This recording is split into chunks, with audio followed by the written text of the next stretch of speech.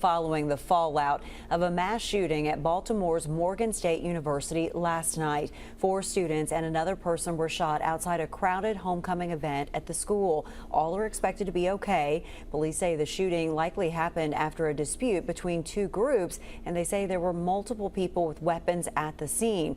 Police have not made any arrests. Morgan State is an historically black college. Kentucky State University in Frankfort is as well. They released a statement today saying they support Morgan State. Tonight, WKYT's Grayson Passmore went to campus to find out more about the security measures in place there. She has our top story at 11.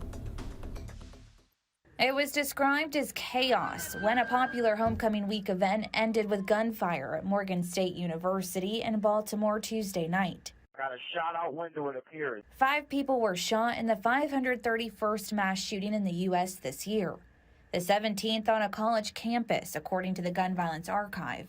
Over the past years, a lot more school shootings happening. It's a sad thing going on in the world, and I think it's a terrible thing to happen. Safety has been top of the priority list out here at Kentucky State University since well before the mass shooting at Morgan State last night.